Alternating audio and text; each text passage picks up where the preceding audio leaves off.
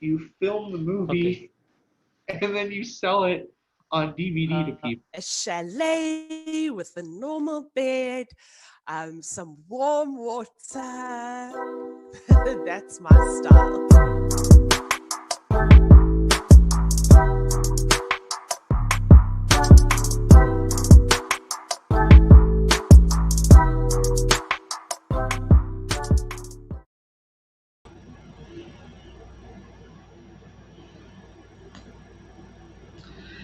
Hey everybody, welcome to another episode of Teacher Talk Time, Real Teachers, Real Talk.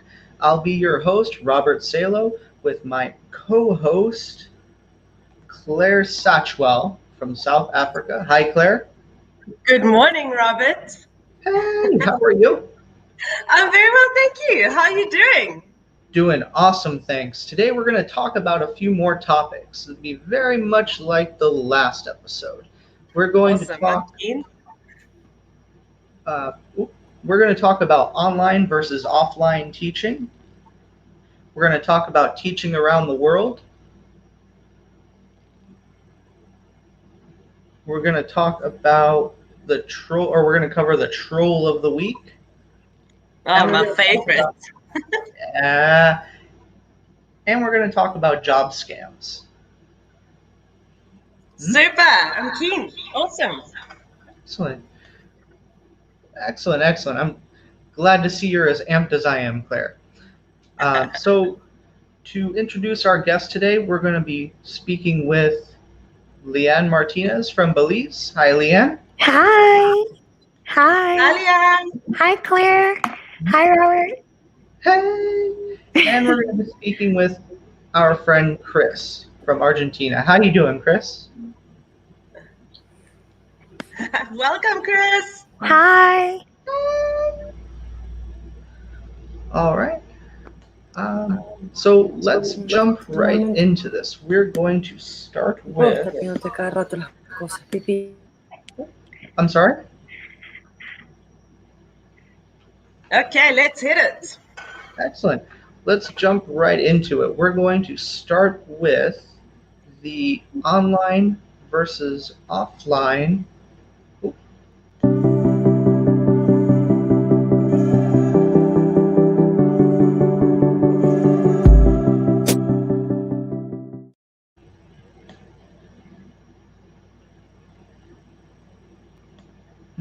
All right. So we're going to be covering online versus offline teaching. Leann, how you doing? I'm okay. I'm okay. Thanks. What about you? Doing awesome, thank you. Leanne, can you tell me how do you handle misbehavior when you're teaching in person?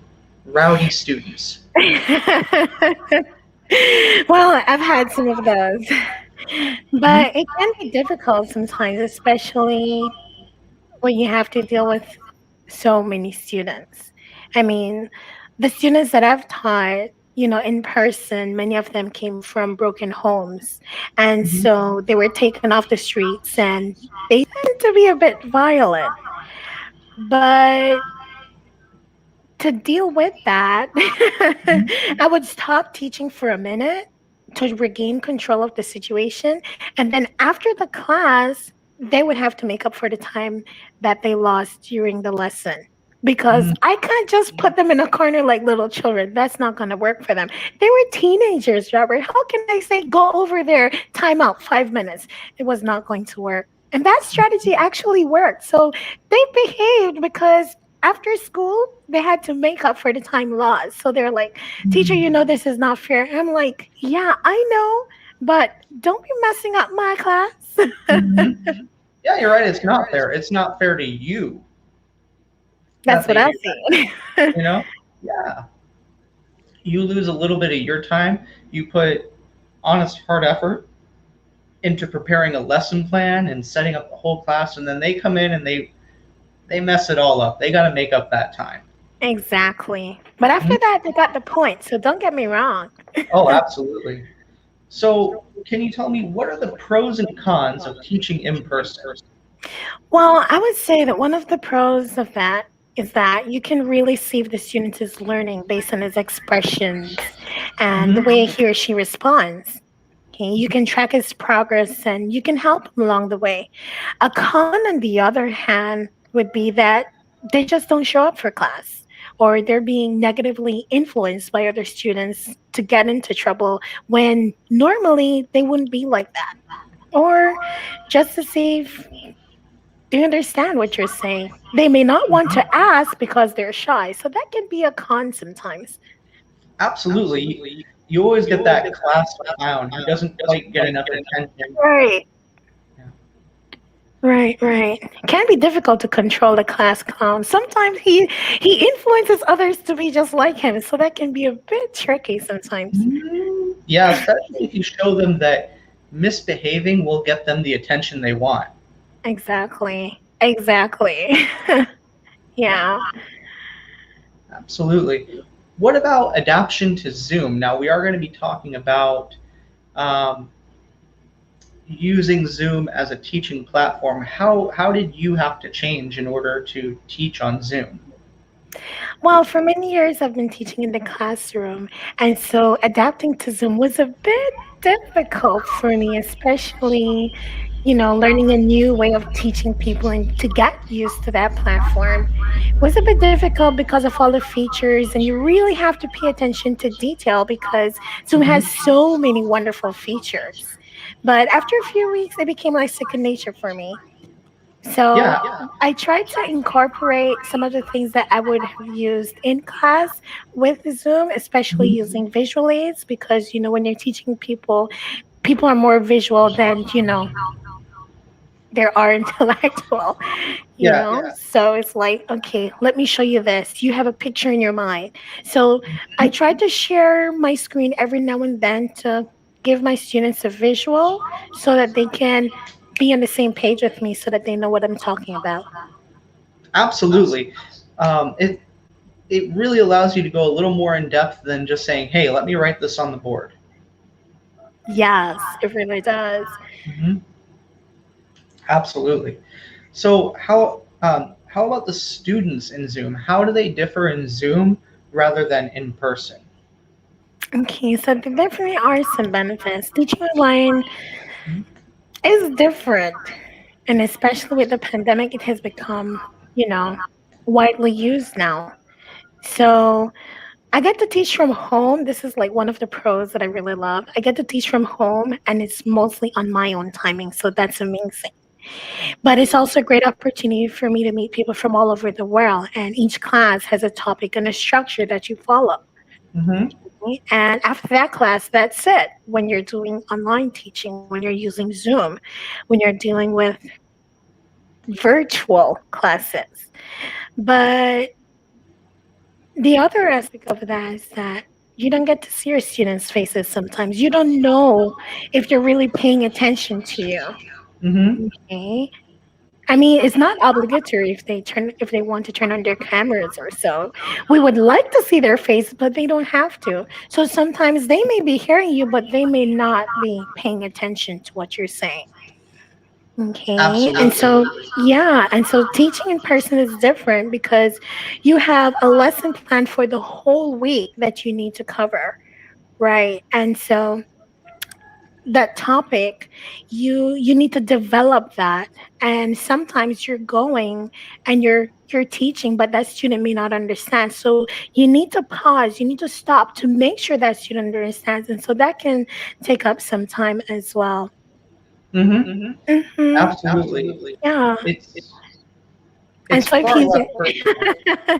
yes, but if the student is in front of you, then you can really see if he's paying attention Mm-hmm. versus being online. So yeah, you have, the pros and cons and everything that you do. Definitely. Excellent. Very good, Leanne. Thank you for joining us. You are very welcome. It was my pleasure being here. The pleasure is all mine, Leanne. Excellent. So, Mustafa asked about how can you go into more details on the course, for example, private class or group classes, the price also. Really, that's more you in the driver's seat. You really, you make the call on that one. Uh, you're the businessman in that sense when you're teaching online. Yeah, awesome.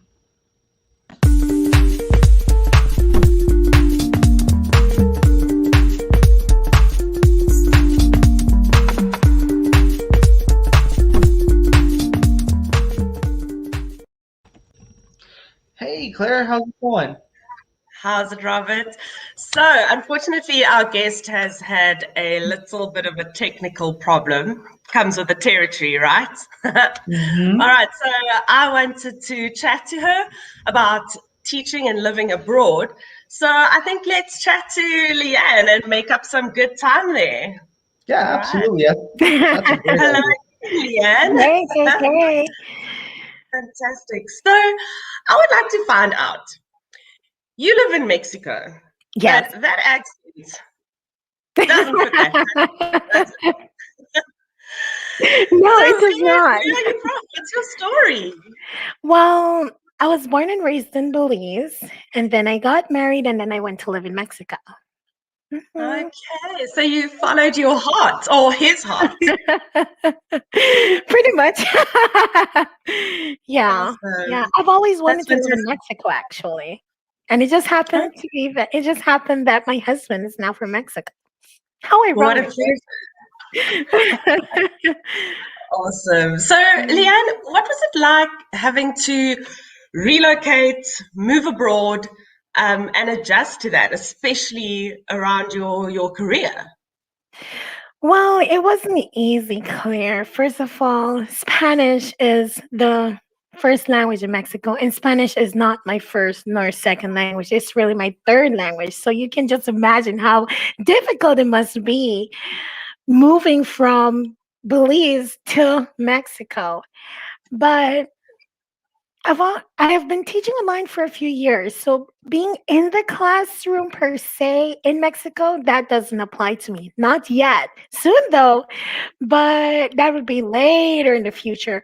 But working online, I've met a lot of students using this platform from Mexico, and they're like, "Teacher, where are you from? Teacher, where do you live? Do I know where you live, teacher?" So, we get those types of reactions sometimes. All Yeah, of a but sudden, it's you're okay. getting questions. What's your Yes, address, teacher? yes, and I'm like, Let's have yeah, coffee. you should know that Mexico City should be sufficient for you. Absolutely, Yeah. absolutely. And I would like to find out as well, you transition from teaching offline, online, and now you're only teaching online. Yes. Why are you going to tackle the offline situation again? Do you enjoy that? I did actually, but it's because I have different things going on. I I spend a lot of time teaching people the Bible, and so teaching online, it allows me that opportunity to keep teaching people the Bible. If I have an 8 to 12, 1 to 5 job, I have little time to teach people the Bible. But if I wake up early in the morning and work late at night online, then I get the best of both worlds. I got you. I got you. I can totally relate.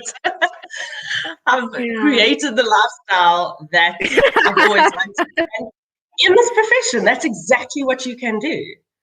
Yes. So Yes. I'd like to go back and touch on Zoom. Mhm. And where you're teaching your students now, you know exactly how difficult it is to learn another language. Yeah. What happens when the students say, I don't know?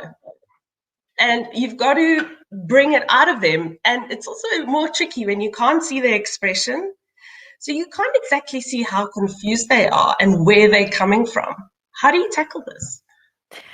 Well, I try to ask supplementary questions to see what exactly they don't know. I mean, if they just say, "Teacher, I don't know what you're talking about." Okay, so I said, "What aspect of what I'm talking about don't you understand? Don't you understand the word that I'm using? Okay, how can I illustrate this?" So I try to find out what their thought process is, because I can be teaching something, and because a student may be shy or so, he can just say, "Oh, I don't know," and then hoping that I would move on to someone else, but I want you to be on the same page with everyone else. Okay, so trying to find that out by using supplementary questions, additional questions, it really helps, because it paints a different picture so that they can visualize what I'm trying to get at. I got you. I got you. Well, it sounds like you're a very patient person as well, I try to which be. definitely does help. Well, awesome, Leann. Thank you so much for sharing this valuable information with me. You are very Um, welcome. I'm going to take it away from this chat with you. Thank you. Bye. Great stuff. All righty. So, guys, let us chat to Chris. How's it going, Chris? Hello, how are you? I'm back I'm again. very well. Fantastic. Thank you for returning. It looks like you're sitting in paradise there. Where are you at the moment? Well, I live in the woods, so I live in Cordoba, a place called Los Reartes, which is very nice. But there are too many trees, so sometimes the connection can be difficult. So I have 2 internet connections. Yes. As we have to have, I did some research before I became a teacher, and some teachers out there, some online teachers have up to 3 or 4 connections, Wi-Fi options. So you got to do what you got to do. Exactly. Yes. Absolutely. Yes. So To keep where it exactly going. are you? Precisely. Where exactly are you from, Chris? I am from Argentina, from Buenos Aires, but I live in another province at the moment. Yep. Okay. So non-native English teacher? I am, yes, indeed. My mother tongue is Spanish. I learned English in London. I speak Italian and French, but no to teach. Okay. And did you find it was difficult to break into the market? Well, no, because I didn't feel it that way. But now that I'm becoming more serious about it, I understood that is a serious business. Absolutely. People ask me these days, so what are you doing? Where are you? How's it going? And I tell them, well, I teach English online. And they go, ooh, that sounds nice. How do I get into that? Guys, it's a serious business. It really is. It is indeed. Yes, it is. It is. I understand in it. that this is hard work. There's a lot of things to do and to prepare, to foresee. So I'm learning all that, even though I've been teaching for 11 years. My main, I am a translator, and so that was my main income. But as I started to enjoy this very much, I took a course with Chris, and I'm doing it at the moment. So I taking it more seriously, and it's good. I like it. Absolutely. Great, Chris. I definitely agree.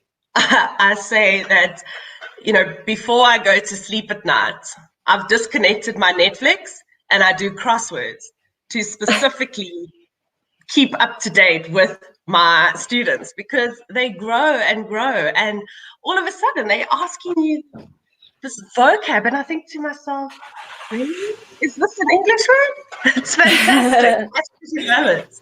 Yeah, so you've got to keep growing and developing and teaching yourself as well. Yes, that's one of the main things. Keep it on for you to give others. Yes. Great. Well, thank you for joining us from so far away. Well, thank you for inviting me. It's such a pleasure. Great. Thank you, Chris. You're welcome. All right. Let me bring on my co-pilot, Mr. Robert Salo. Alrighty, let's jump into the next segment. Absolutely. You and Chris did amazing. Thank you. I learned a lot from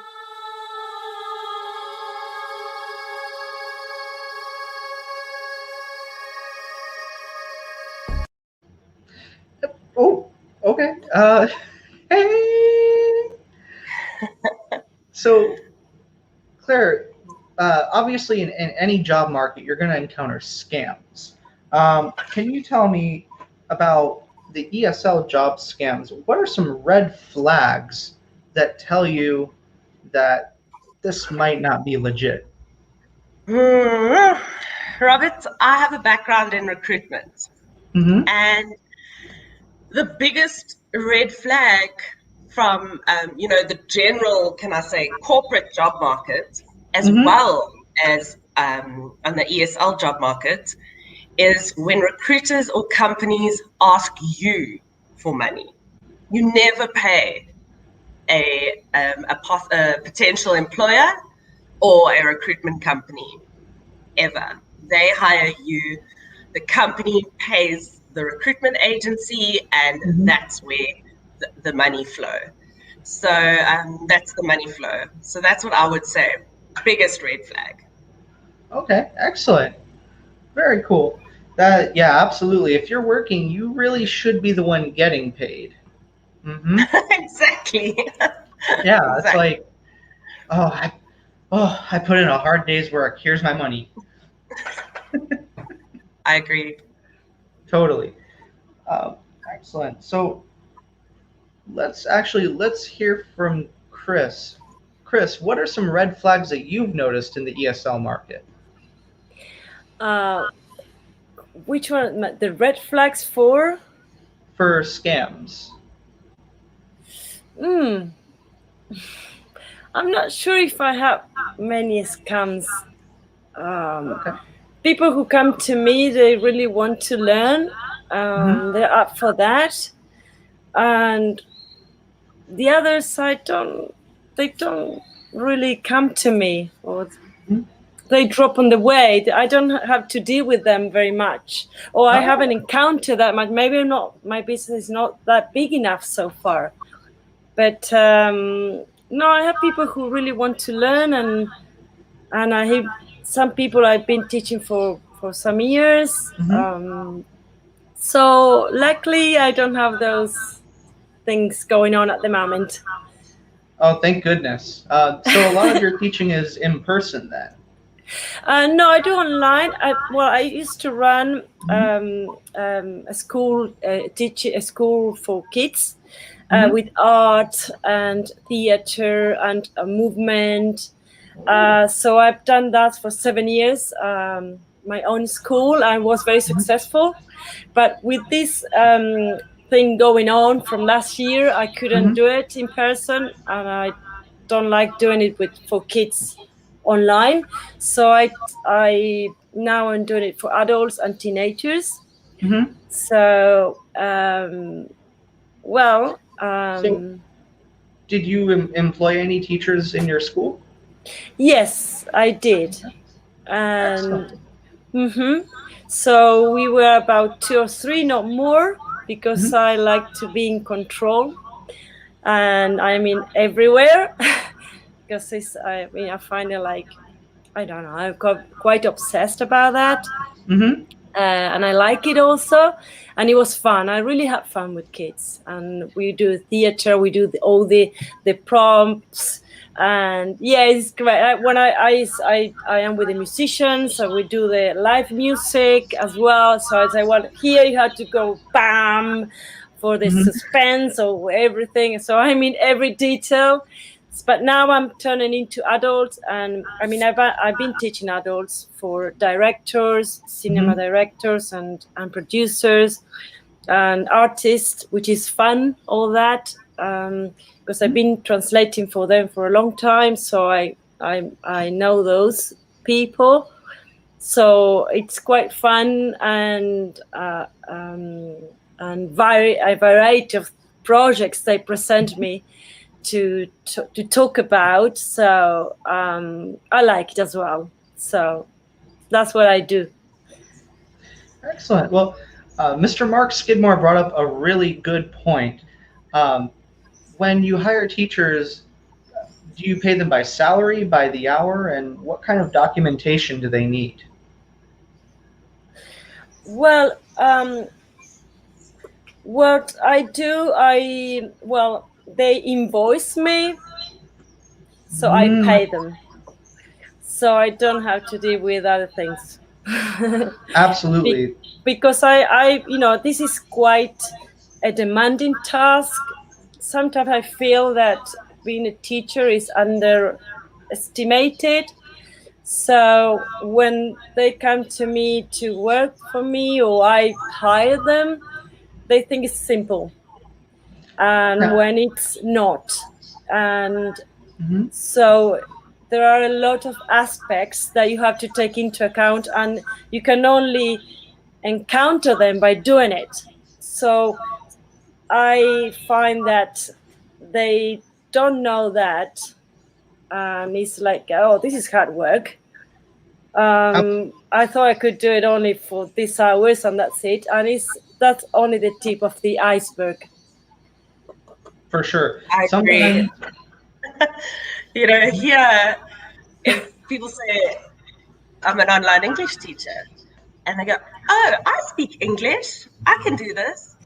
No. Why do you say that?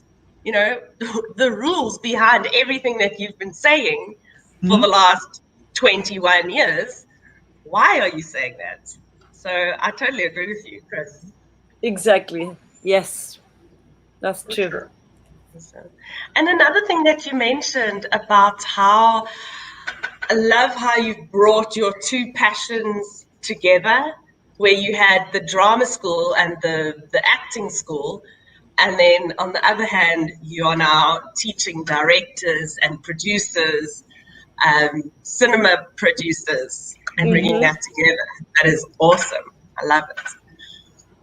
Yeah, it's all like, I don't know, it came together. It's like I haven't thought about it that much, and suddenly you're right. It's all connected.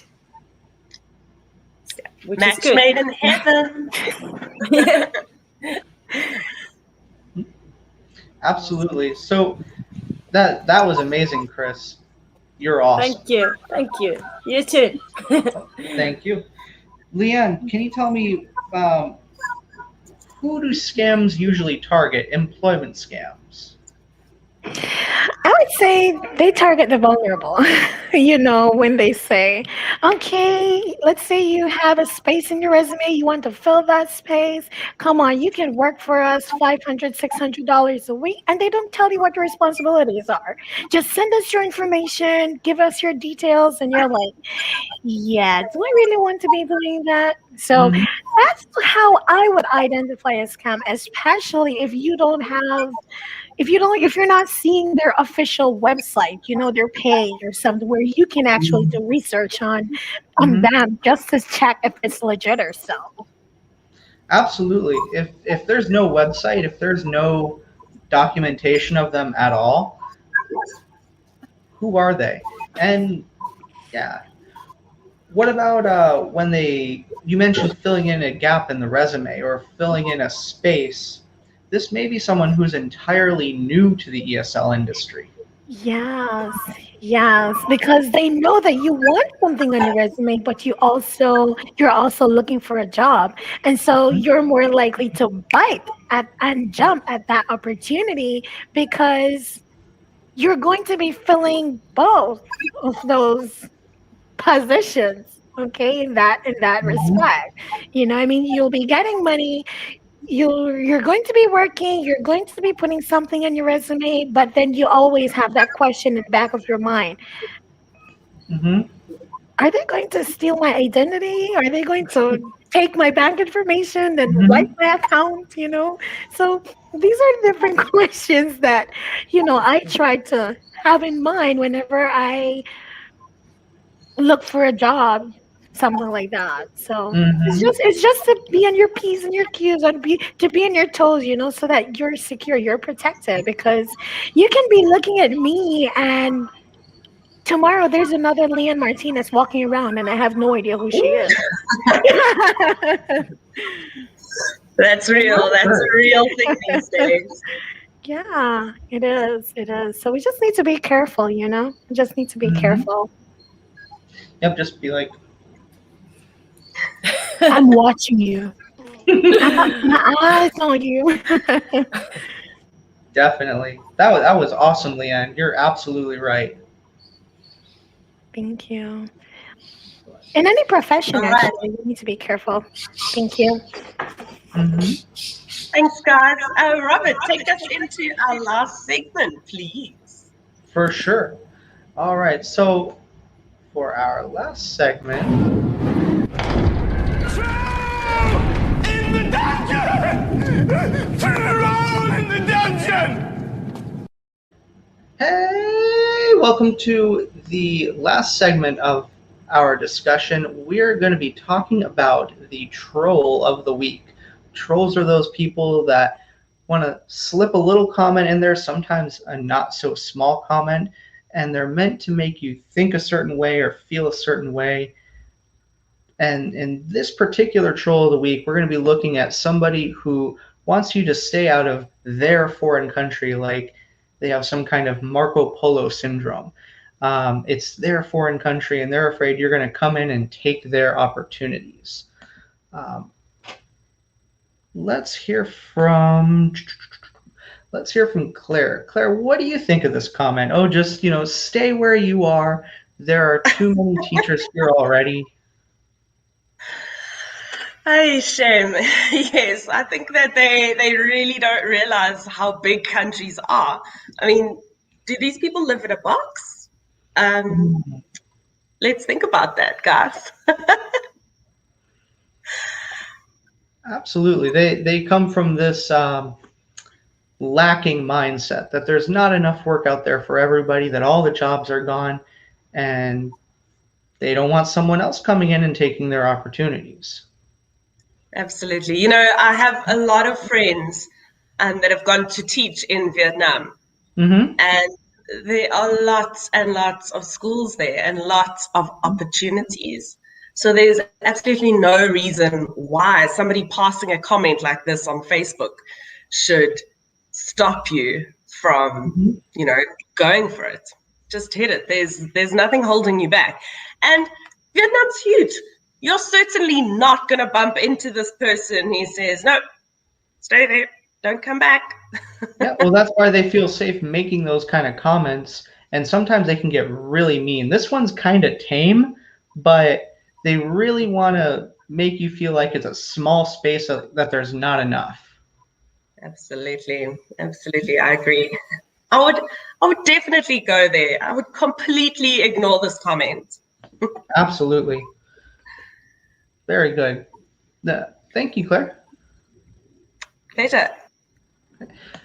So yeah, with these kinds of comments, they really just want you to stay out because they're afraid. It's not necessarily that wherever you're going is a bad place. That's not a good way to get the lay of the land. All right. Well, that just about covers everything for us today. We do have a few sponsors.